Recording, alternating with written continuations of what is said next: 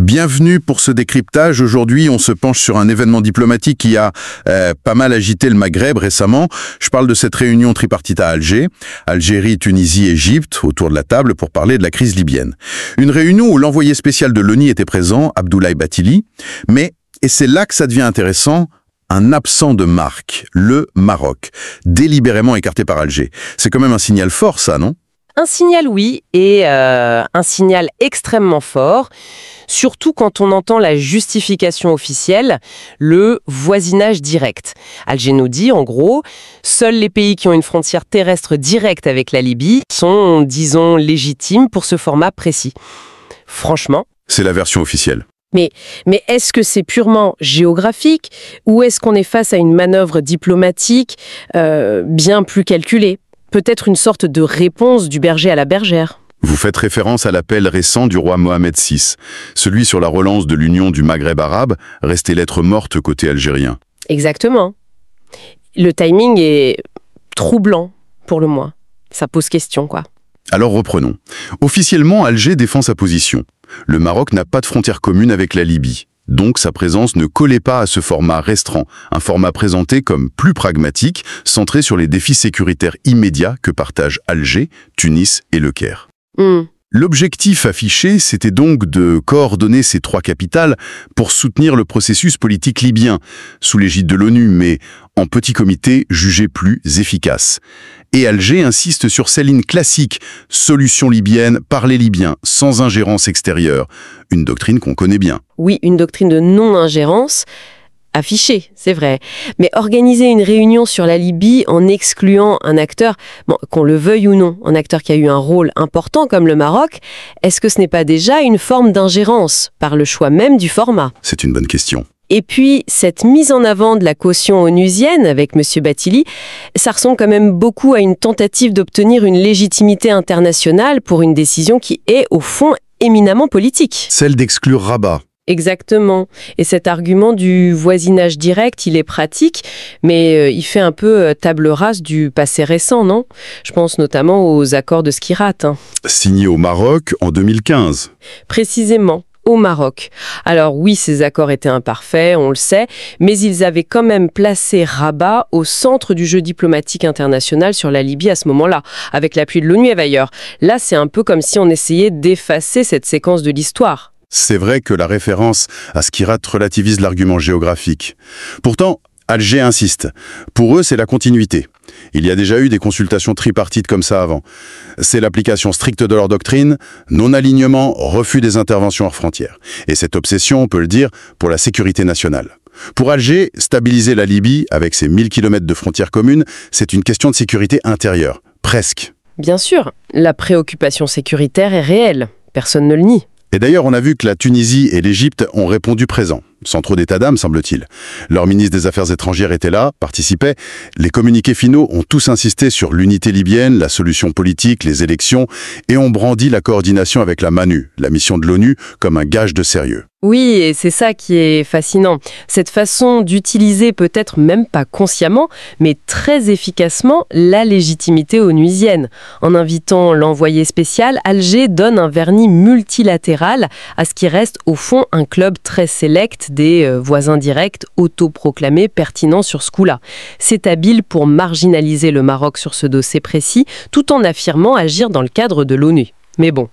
Personne n'est dupe.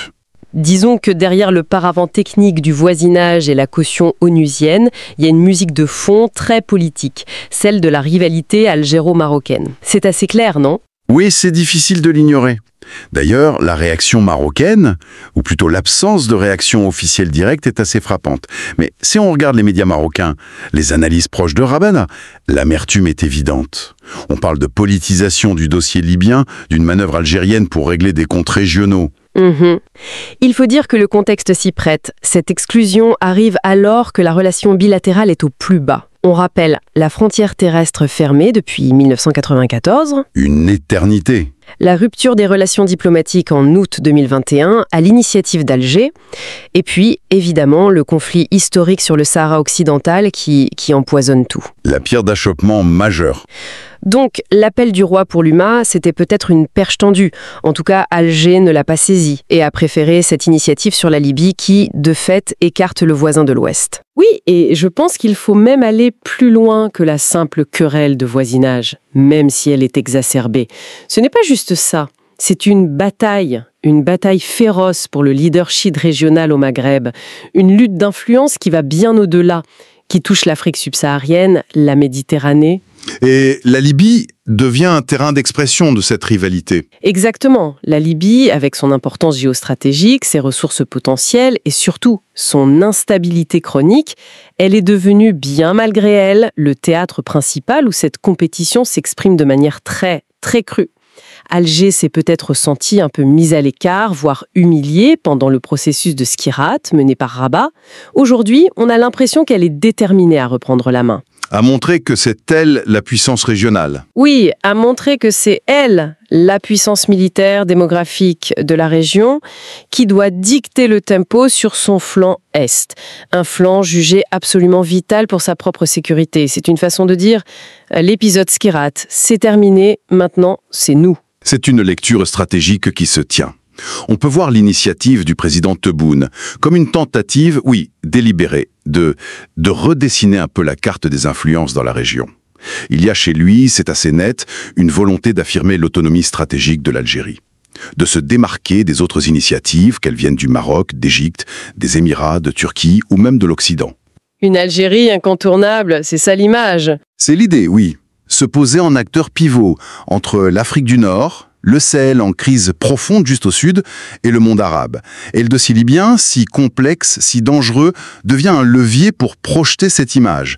Une Algérie sérieuse, attachée à la stabilité, forte de sa puissance sécuritaire, et qui agit en concertation, mais une concertation choisie, avec l'ONU. Oui, mais cette posture, cette affirmation de puissance, est-ce qu'elle n'est pas aussi, paradoxalement peut-être, une stratégie très défensive au fond ? C'est-à-dire ?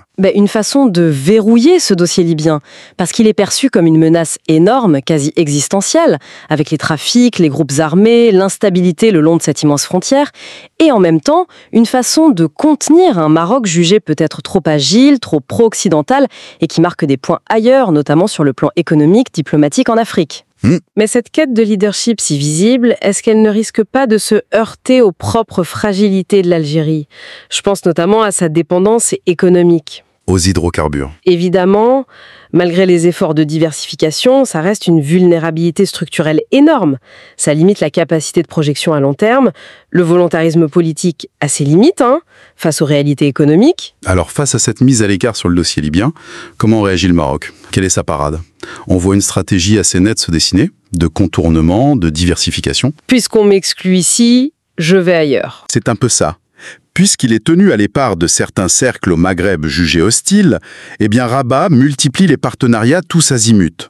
On voit un renforcement spectaculaire des liens avec l'Afrique de l'Ouest, économique, politique. La consolidation des alliances avec les monarchies du Golfe. L'approfondissement du partenariat avec l'UE. Et puis bien sûr, la normalisation très médiatisée avec Israël, qui ouvre d'autres perspectives, sécuritaires, technologiques. Une diplomatie très active, sur plusieurs fronts. Oui, et le Maroc met en avant ses investissements sud-sud, son image de pôle de stabilité, d'ouverture économique. Il se positionne aussi comme médiateur dans d'autres crises africaines, Soudan, Guinée. C'est vraiment une diplomatie à 360 degrés pour compenser cet isolement relatif au Maghreb. Et c'est là qu'on touche au paradoxe qui est quand même saisissant. Le Maroc accumule les succès diplomatiques, économiques, c'est indéniable. Il projette une image de dynamisme, d'influence croissante en Afrique et ailleurs. Et en même temps, il se retrouve simple spectateur sur un dossier aussi crucial, aussi proche géographiquement que la Libye. C'est vrai, c'est paradoxal. Pour Alger, par contre, c'est clairement une victoire. tactique et symbolique. Réussir à imposer son format, à dire qui est pertinent et qui ne l'est pas sur ce dossier, et à marginaliser son grand rival sur ce terrain précis, politiquement, c'est un coup réussi. Mais la question, c'est, est-ce que c'est durable? Et quelle est la portée réelle de cette mise à l'écart pour Rabat, au-delà de l'amour-propre diplomatique froissé? Peut-on vraiment ignorer durablement un pays comme le Maroc sur un dossier si complexe? Ça reste à voir. En attendant, les conséquences de cette fracture algéro-marocaine que cet épisode libyen ne fait qu'accentuer, elles sont bien réelles. Et elles dépassent largement ce seul dossier. L'Union du Maghreb arabe, bon, elle était déjà dans le coma depuis des décennies, mais là, elle sombre encore plus dans l'insignifiance. C'est devenu une sorte de coquille vide, un fantôme institutionnel. Malheureusement, oui. Et la rupture bilatérale entre Alger et Rabat, les deux poids lourds, elle rend toute perspective d'intégration régionale, économique ou sécuritaire, totalement illusoire à moyen terme. Or, cette absence de coordination, cette compétition stérile, permanente, ça fragilise tout le Maghreb, face à des défis communs qui sont absolument énormes. Colossaux même. On parle de la menace terroriste au Sahel qui déborde vers le nord, des flux migratoires, de l'impact dramatique du changement climatique sur l'eau, l'agriculture, sans parler des défis économiques dans un contexte mondial incertain. Et pendant que les frères ennemis se chamaillent, qui tire les marrons du feu? Qui comble ce vide stratégique créé par la discorde maghrébine? Les puissances extérieures? Évidemment. Toutes celles qui ont des intérêts dans la région.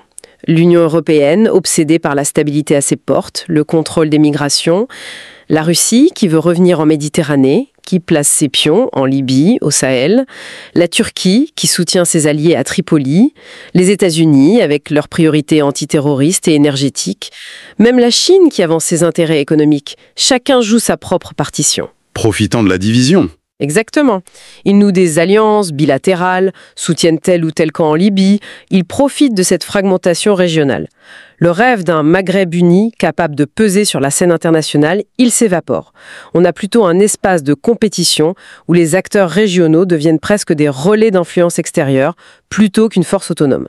Et cette exclusion du Maroc, même si Alger la justifie tactiquement, est-ce qu'elle n'est pas au final stratégiquement très coûteuse, pour l'Algérie elle-même et pour toute la région?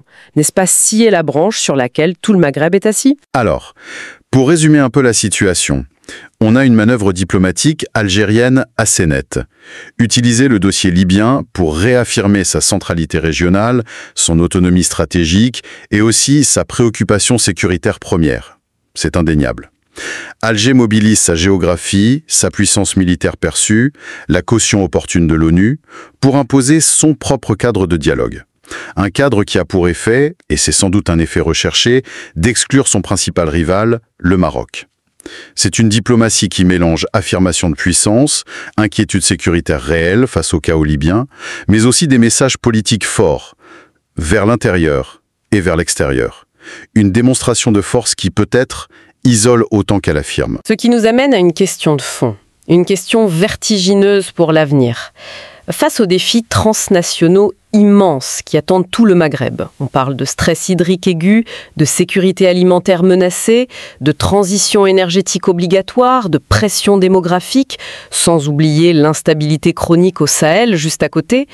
Est-ce que cette logique de confrontation bilatérale permanente, cette quête obsessionnelle de leadership exclusif, cette méfiance érigée en système, est-ce que c'est seulement soutenable? La question mérite d'être posée. Ou est-ce que les dures réalités du terrain, les interdépendances objectives, ne finiront pas par imposer un jour ou l'autre, bon gré mal gré, une forme de dialogue minimal?